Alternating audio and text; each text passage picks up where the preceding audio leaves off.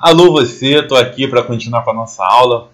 Esse é o nosso terceiro bloco de aula, falando ainda sobre a punibilidade. Já falamos sobre várias excludentes, terminamos de falar sobre a prescrição, a decadência, a prevenção, e vamos continuar a falar sobre essas excludentes de punibilidade a partir da renúncia ao direito de queixa. Então, dá uma olhadinha aqui na renúncia ao direito de queixa. Olha a definição que eu coloquei aqui para nós, ó. A renúncia ao direito de queixa, ela é uma causa de extinção da punibilidade pela abdicação do ofendido ou de seu representante legal do direito de promover a ação penal privada. Obviamente, se a gente está falando que a renúncia é ao direito de queixa, esta excludente de punibilidade somente repercute em crimes cuja ação penal é de iniciativa privada. E aí, se o ofendido ou seu representante não fazem a queixa, o Ministério Público nada pode fazer, porque nesse caso a iniciativa é do particular. Tá ok? Continuando, ó. Por depender apenas da vontade do ofendido, nós temos aqui um ato unilateral. Como a pessoa não faz a queixa, então a ação penal não se inicia. A renúncia não é admitida nos casos de ação penal privada subsidiária da pública, pois esta, mesmo promovida pelo ofendido, continua tendo natureza pública, o que a torna indisponível. Ou seja, eu marquei aqui para você, ó, os principais pontos da renúncia ao direito de queixa.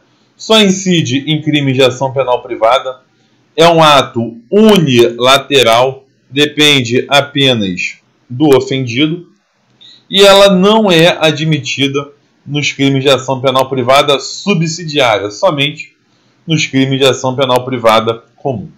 Tá ok? O artigo 104 do Código Penal, ele nos fala alguma coisa aqui sobre a renúncia ao direito de queixa. Vamos dar uma olhadinha. O direito de queixa não pode ser exercido quando renunciado expressa ou tacitamente. Ou seja, nós já percebemos aqui que a renúncia ao direito de queixa, ela pode ocorrer tanto de forma expressa como de forma tácita. E continua. Importa renúncia tácita ao direito de queixa a prática de ato incompatível com a vontade de exercê-lo. Não a implica, todavia, o fato de receber o ofendido a indenização do dano causado pelo crime. Então, olha só, imagine que A pratique um crime contra B. É um crime, tá? Esse crime aqui é um crime de ação penal privada. Ou seja, para este crime ser apurado, depende de A fazer uma queixa. Mas olha só, ou melhor, se A praticou o crime, depende de B fazer uma queixa, e não de A, né? Nesse exemplo aqui que eu estou colocando, A, ele é o sujeito ativo. Sujeito ativo e B é o sujeito passivo. Só que, no exemplo que eu estou dando para você, imagina que B e A se casam. A e B, depois de A ter praticado um crime contra B, A e B se casam. A pergunta que eu faço aqui é o seguinte: quando uma pessoa se casa com a outra e esta outra praticou um crime contra ela mesma, ela está manifestando o interesse em fazer uma queixa sobre esse crime? Não. Então, aquele que casa com o seu agressor não está manifestando essa intenção. Nesse caso, eu posso entender que houve uma renúncia ao direito de queixa de forma tácita. Tá ok? Tranquilo?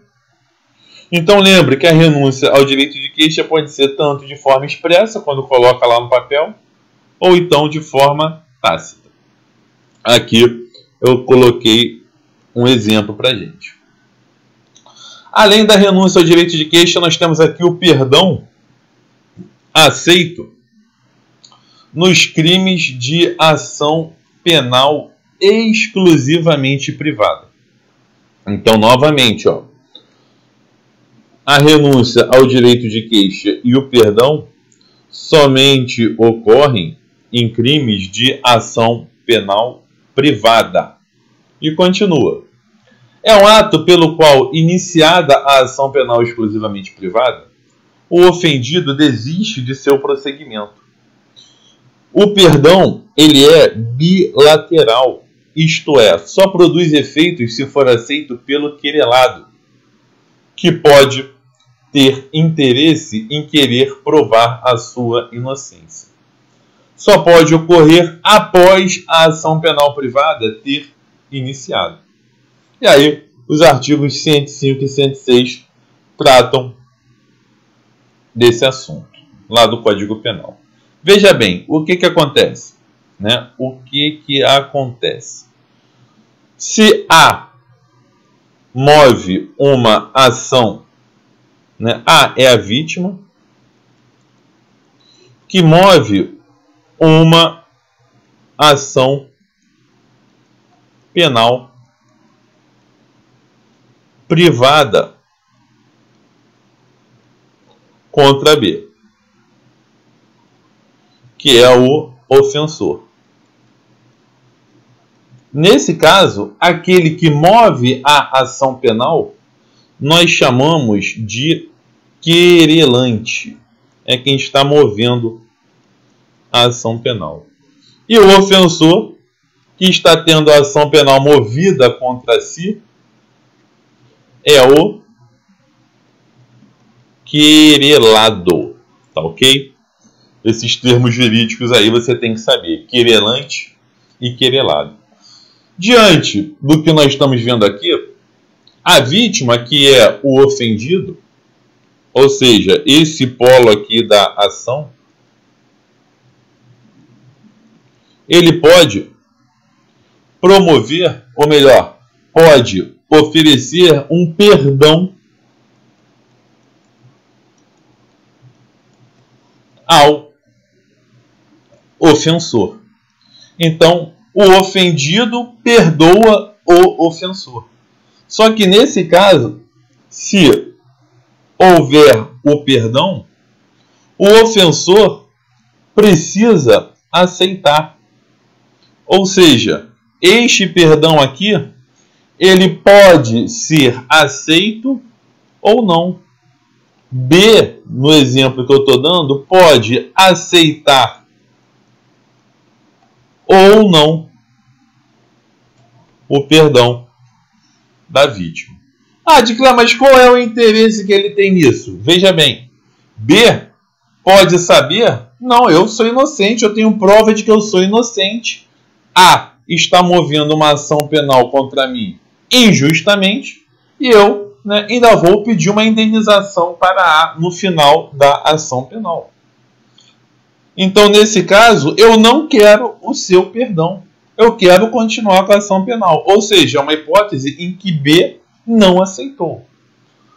Conclusão, o perdão ele é bilateral porque depende de ambos os polos da relação jurídica. Tanto A precisa perdoar, como B precisa aceitar ou não esse perdão.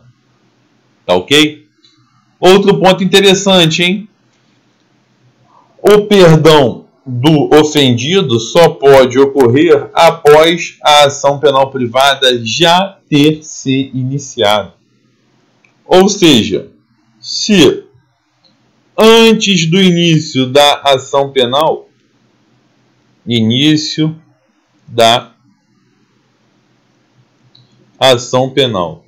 se antes do início da ação penal o ofendido coloca a mão no coração e resolve não promover a queixa, nós temos aqui, ó, a renúncia ao direito de queixa. Por outro lado, se a ação penal já se iniciou e o ofendido resolve perdoar o ofensor, aí nós temos o perdão do ofendido. Lembrando que a renúncia ao direito de queixa, ela é unilateral, não depende de aceitação. Mas o perdão do ofendido, esse é bilateral, depende de aceitação. Tranquilo? Aí tem o artigo 105, ó, o perdão do ofendido nos crimes em que somente se procede mediante queixa, obsta o prosseguimento da ação. Então, o perdão do ofendido somente pode ocorrer em crimes de ação penal privada. Falou em queixa, falou em ação penal privada. Continuando, 106. O perdão no processo ou fora dele, expresso ou tácito, se concedido a qualquer dos querelados, a todos aproveita. Então imagina que o crime foi praticado por B, C e D, e a vítima A concedeu o perdão somente a B. Esse perdão vai aproveitar aos demais ofensores? Sim, está dizendo aqui, ó, que a todos aproveita. Agora, se nós tivermos várias vítimas e uma delas perdoar, não quer dizer que as outras também perdoaram. Ou seja, se o perdão for concedido por um dos ofendidos, não prejudica os direitos dos outros. E se o querelado o recusa, ele não produz efeito. Beleza? Também pode ser um perdão tácito, da mesma forma que ocorre na renúncia ao direito de queixa, e não é admissível o perdão depois que passe em julgado a sentença condenatória. O perdão tem que ser após o início da ação penal, mas antes de transitar em julgado a sentença condenatória. Legal? Mais uma excludente de punibilidade. Aqui tem um esqueminha para você diferenciar, tá vendo? Ó? Renúncia ao direito de queixa pode ser expressa ou tácita, só é cabível na ação penal privada, é um ato unilateral, a ação penal não se inicia. Perdão do ofendido pode ser expresso ou tácito também, só é cabível também na ação penal privada, é um ato bilateral e a ação penal se inicia, mas não há uma sentença final. Maravilha? Diferenciando aí a renúncia ao direito de queixa do perdão do ofendido. Temos ainda a retratação do agente nos casos em que a lei admite. E aí, de antemão, eu já peço que você marque esse ponto aqui, ó. Não é em qualquer crime que pode ocorrer a retratação do agente e, consequentemente, a punibilidade ser excluída. Não é. Somente nos casos em que a lei admite. Tá?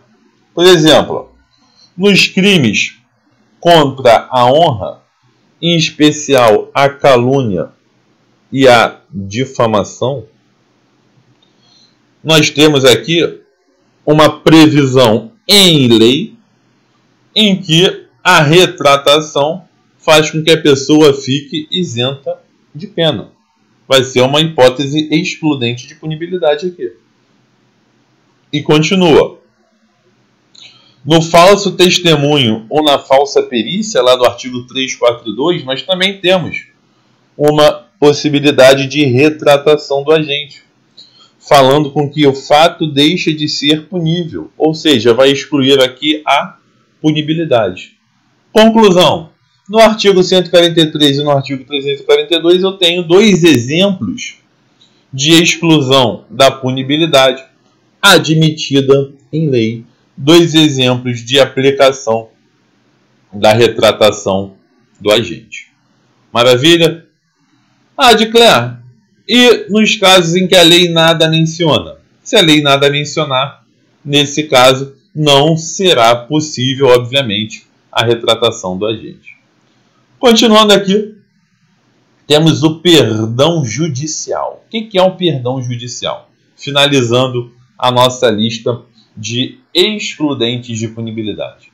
O perdão judicial, ele é a faculdade concedida ao juiz de Comprovada a prática de uma infração penal, o juiz ele pode deixar de aplicar a pena imposta pela lei em face de justificadas circunstâncias excepcionais.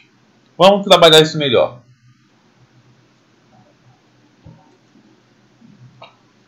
Artigo 121, parágrafo 5º do Código Penal. Ele trata do homicídio. E vem dizendo, na hipótese de homicídio culposo, o juiz poderá deixar de aplicar a pena se as consequências da infração atingirem o próprio agente de forma tão grave que a sanção penal se torne desnecessária. Então eu estou falando aqui de um homicídio culposo. E na expressão que diz o juiz poderá deixar de aplicar a pena, mostra que nós temos aqui um caso de perdão judicial. Então imagine o seguinte, imagine um pai que acorda cedo para ir trabalhar, pega o carro na garagem de casa. Quando ele dá marcha ré com o carro, ele sente que o carro passa por cima de alguma coisa. Quando ele para e vai ver, o carro passou por cima do seu filho de 2 anos que estava escondido embaixo do carro. E infelizmente esse pai veio a matar o próprio filho. A pergunta que eu te faço é a seguinte. Obviamente que foi aí um homicídio culposo, né? Você acha razoável o juiz aplicar uma pena a esse pai? Ou a perda do filho por si só já representa uma sanção para esse pai, em que as circunstâncias podem permitir o juiz não aplicar nenhuma pena? Eu fico com a hipótese 2. Ou seja, a simples perda do filho já é uma sanção para esse pai. E com base nessa circunstância, o juiz, deixando de aplicar a pena, ele vai fundamentar a sua sentença na exclusão da punibilidade com base no perdão judicial. Beleza? Tranquilo? Então aqui nós temos um exemplo de perdão judicial. No artigo 121, parágrafo 5º do Código Penal, é um exemplo de aplicação desse perdão. Maravilha?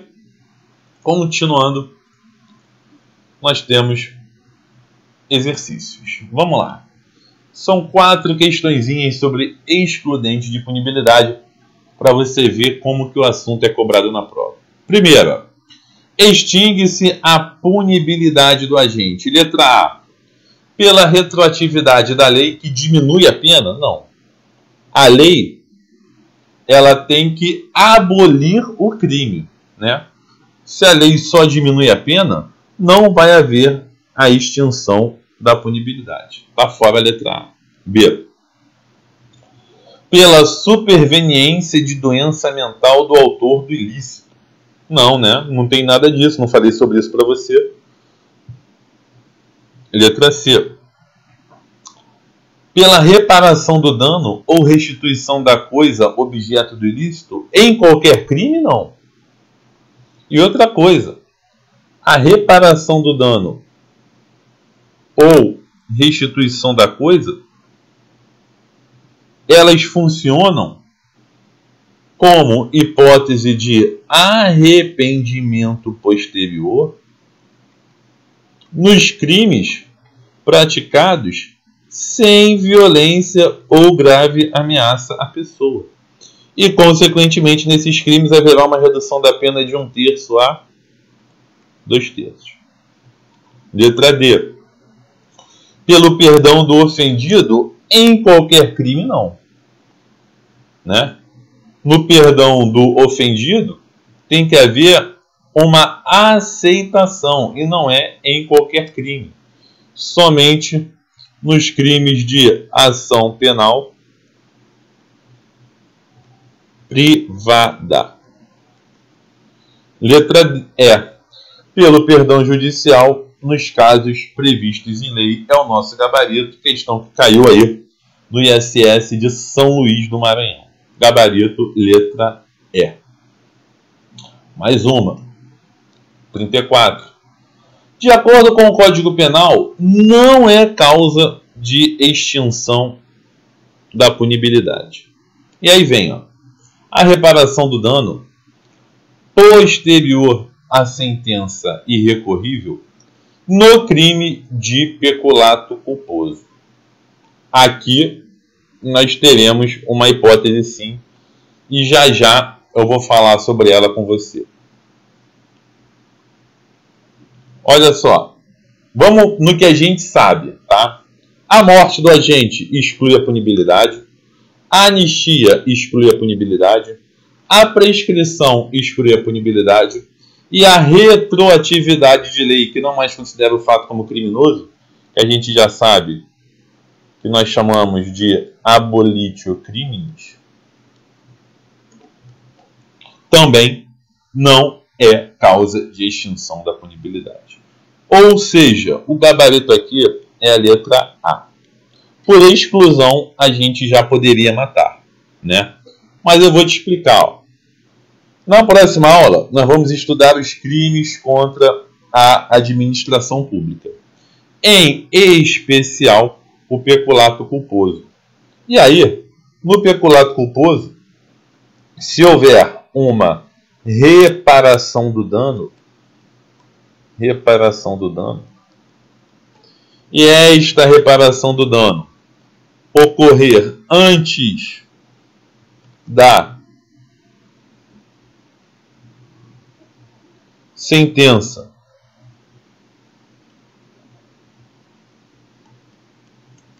irrecorrível, nós teremos sim uma hipótese de exclusão da punibilidade.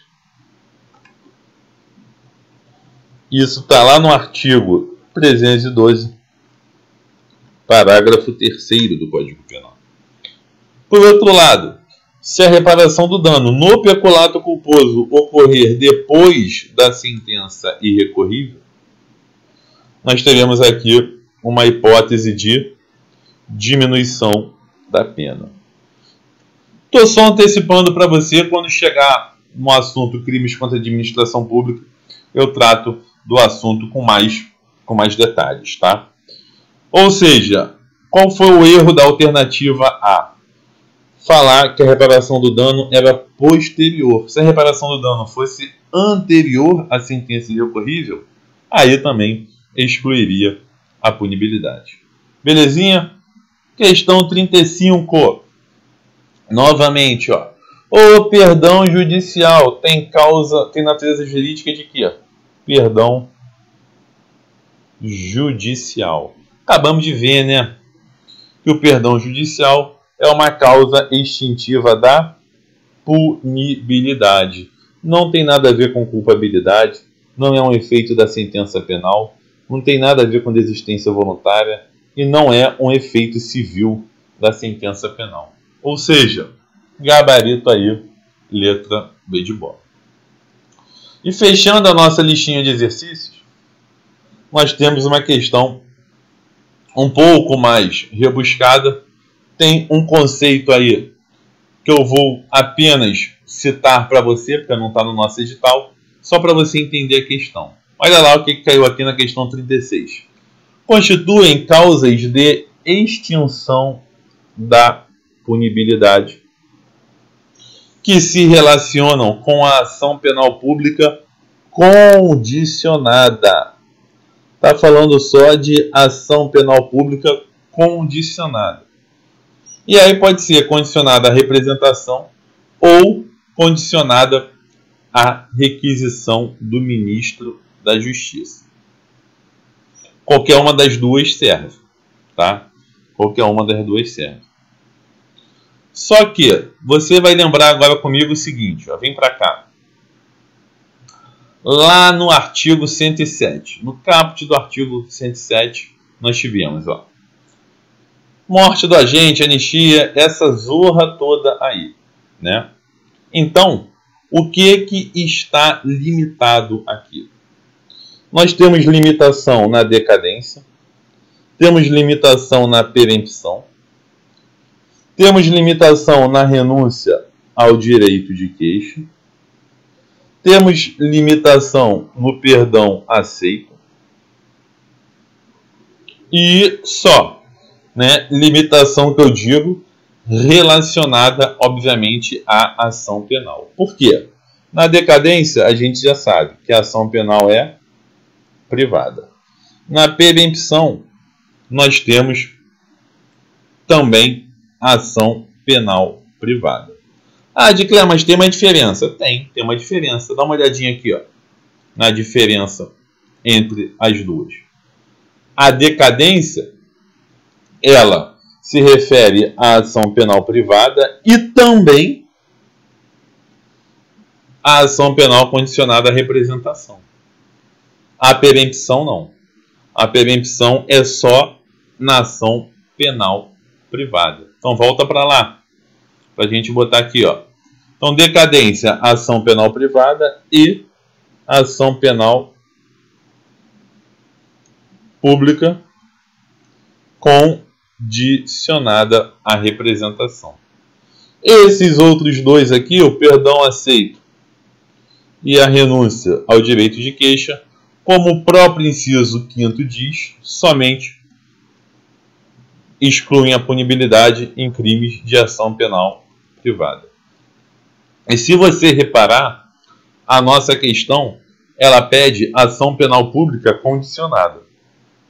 Dessa lista aqui, então, eu só posso usar a decadência, porque é a que admite a ação penal pública condicionada.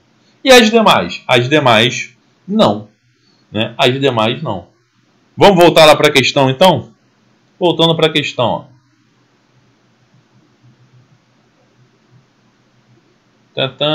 Aqui, questão 36.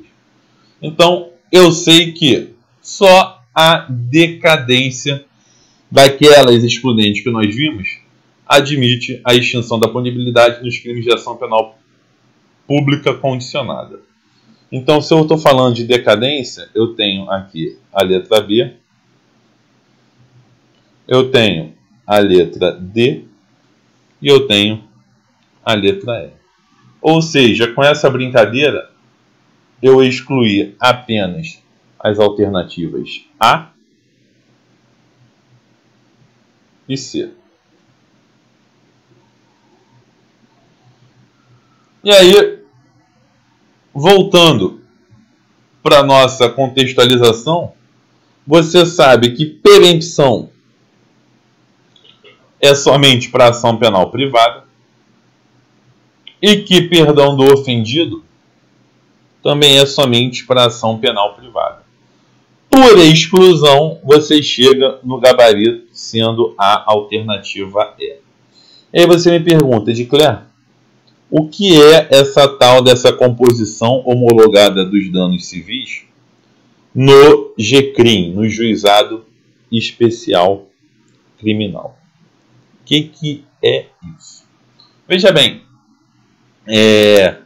quando nós temos infrações penais de menor potencial ofensivo, infrações penais de menor potencial ofensivo. Essas infrações penais, elas são julgadas no GCRIM, no Juizado Especial Criminal. Tá? E aí o que acontece? Nas diversas fases do GCRIM, chega a uma fase que é chamada de audiência de conciliação. E nessa audiência de conciliação, as partes podem chegar em um acordo. Podem chegar em um acordo para que o ofensor pague um determinado valor ao ofendido. Esse acordo é chamado composição dos danos civis. E aí, O artigo 74 da Lei 9.099, que é a lei do juizado especial, ele diz que a composição dos danos civis será reduzida a escrito e homologada pelo juiz mediante sentença irrecorrível, terá eficácia de título a ser executado no juízo civil competente. E parágrafo único. Tratando-se de ação penal de iniciativa privada e ação penal pública condicionada à representação, o acordo homologado acarreta uma renúncia ao direito de queixa ou representação. Conclusão: a composição dos danos civis ela vai funcionar como excludente de punibilidade nos crimes de ação penal privada e nos crimes de ação penal pública condicionada à representação. Por isso que a letra E é o gabarito. Ou seja, a composição dos danos civis, lá na lei do GCRIM, ela representa uma extinção da punibilidade nos crimes de ação penal pública condicionada, porque é isso que a questão quer. Beleza? Gabarito aí, letra E. E com isso, nós temos o gabarito. Eu encerro mais um bloco do nosso curso. Beleza? No próximo bloco, eu volto com isso aqui, ó. Crimes contra a ordem tributária. Tá aqui em cima, nós vamos falar exatamente sobre esses crimes. Vamos fazer um bate-papo rápido sobre eles e depois a gente encerra a nossa aula. Na última aula, a gente fala sobre crimes contra a administração pública. Belezinha? Um abraço e até daqui a pouco.